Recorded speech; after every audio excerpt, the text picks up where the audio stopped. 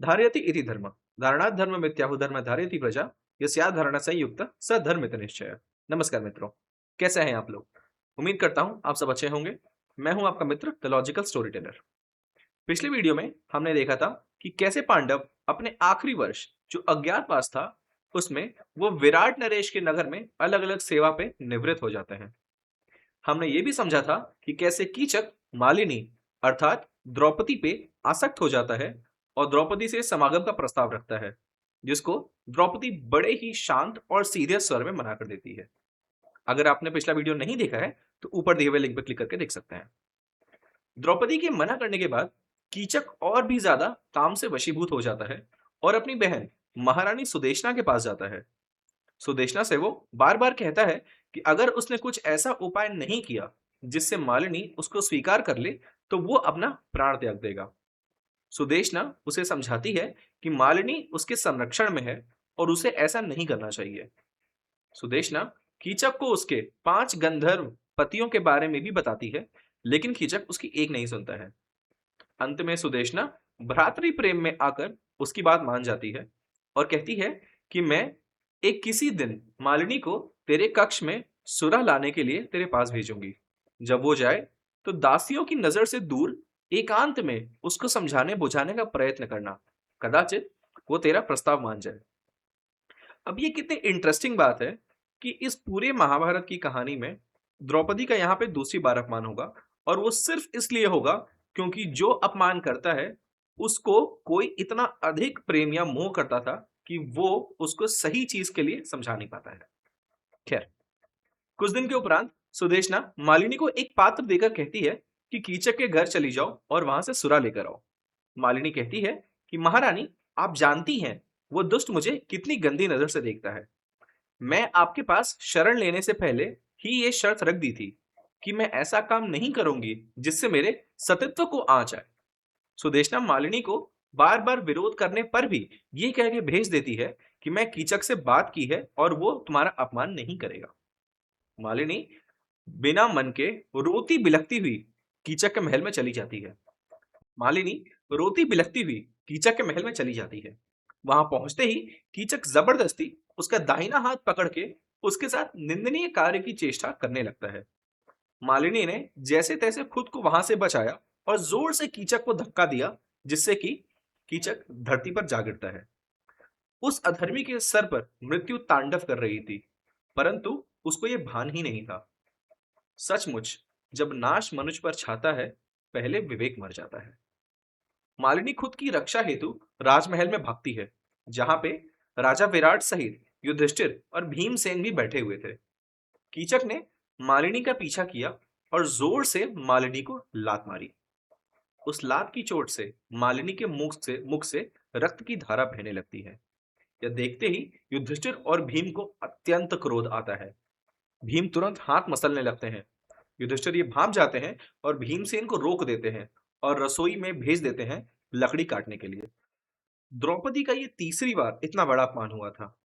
जो समाज हस्तिनापुर की कुलवधु, इंद्रप्रस्थ की पटरानी और पांडवों की पत्नी के अपमान पर चुप रह गया हो, वह सामान्य किसी सामान्य नारी की रक्षा क्या करेगा? मालिनी का अपमान इस बात को दर्शाता है। ऐसी शक्तियां समाज की शत्रु है जो अपनी काम वासना और व्यक्तिगत फायदे के लिए किसी सती के वस्त्र तक पहुंच सकती हैं। मालिनी विराट नरेश से उस समय न्याय की गुहार लगाती है और कहती है कि आपके सामने एक नारी का अपमान हुआ है और आप चुप क्यों हैं, सहन कैसे कर रहे हैं? युधिष्ठिर के शांत रहने पर द्रौपदी को अत्यंत क्रोध आता है। वो उस राज्यसभा में बार बार कहती है, मेरी रक्षा करिए, इस सूत पुत्र ने मुझे लात मारी है। परंतु विराट भय के कारण कुछ नहीं कर पाते हैं। उसे समझा बुझाकर कीचक को और अपमान करने से रोकते हैं, परंतु दंड नहीं देते हैं।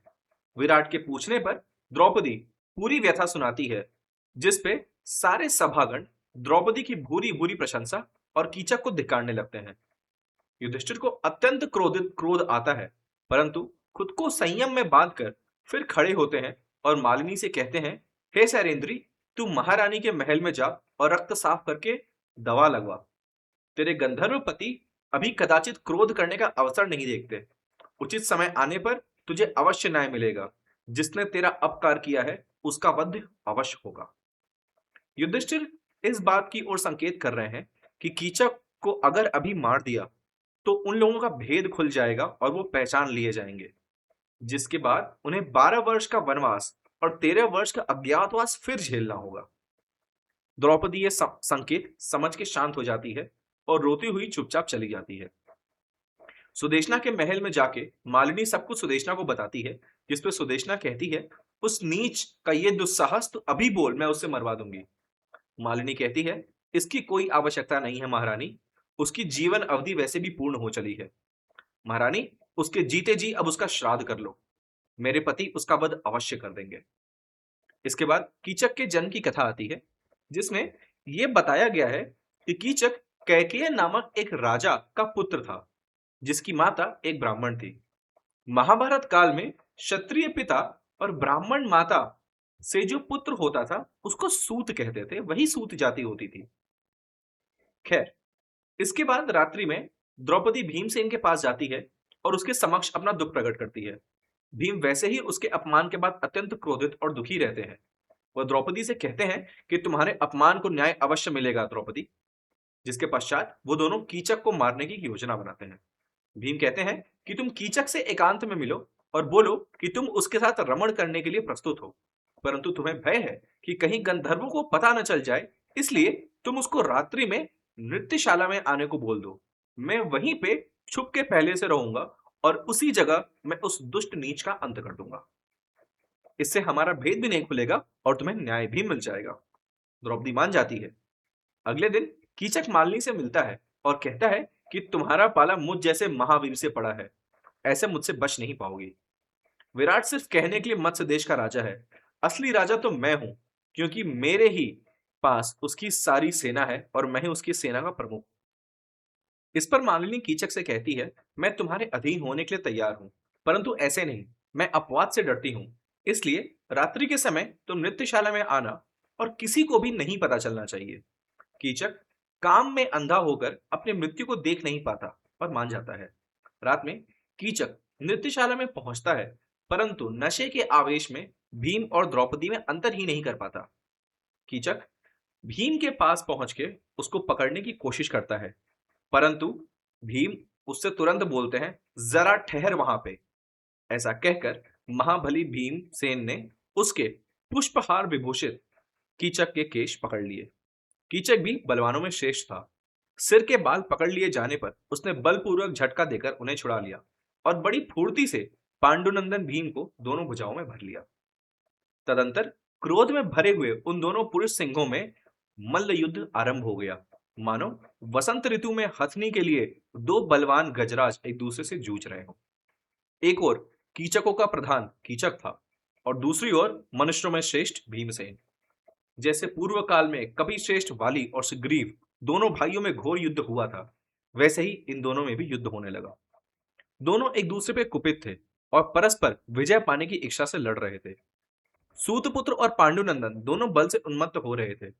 वे दोनों बलवान वीर स्पर्धा के कारण उस निर्जन स्थान में आधी रात के समय एक दूसरे को खींचते और धक्का देते रहे। इससे वह विशाल भवन बार बार हिल उठता था। दोनों योद्धा बड़े क्रोध में भरकर एक दूसरे के सामने जोर जोर से गरज रहे थे। इतने में ही भीम ने दोनों हथेलियों से कीचक की छाती पर प्रहार किया। चोट खाकर बलवान कीचक क्रोध से जल उठा, किंतु अपने स्थान से एक पग भी विचलित नहीं हुआ। भूमि पर खड़े रहकर 2 घड़ी तक उस दुस्सह वेग को सह लेने के पश्चात भीमसेन के बल से पीड़ित हो सूतपुत्र कीचक अपनी शक्ति खो बैठा। महाबली भीमसेन उसे निर्बल एवं अचेत होते देख उसकी छाती पर चढ़ बैठे और बड़े वेग से उसे रौंदने लगे। फिर उन्होंने दोनों हाथ से उसका गला पकड़कर बहुत जोर से दबाया। इस प्रकार जब उसके सब अंग भंग हो गए, आंख की पुतलियां बाहर आ गईं और वस्त्र फट गए, तब उन्होंने उस कीचक की कमर को अपने घुटनों से दबाकर दोनों भुजाओं द्वारा उसका गला घोंट दिया और उसे पशु की तरह मारने लगे। पुरुषों में उत्कृष्ट वीर भीमसेन के नेत्र क्रोध से लाल हो रहे थे। उन्होंने उपर्युक्त बातें कहकर कीचक को नीचे डाल दिया। उस समय उसके गहने कपड़े इधर उधर बिखर गए थे। वह छटपटा रहा था, उसकी आंखें ऊपर की ओर चढ़ गई थी और उसके प्राण पखेरु निकल रहे थे।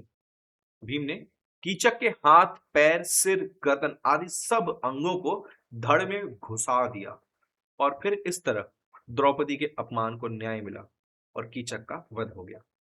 चलिए आज के लिए इतना ही। अगले वीडियो में हम कथा को आगे बढ़ाएंगे। तब तक इतिहास को पढ़ते रहें, भ्रांतियों से दूर रहें।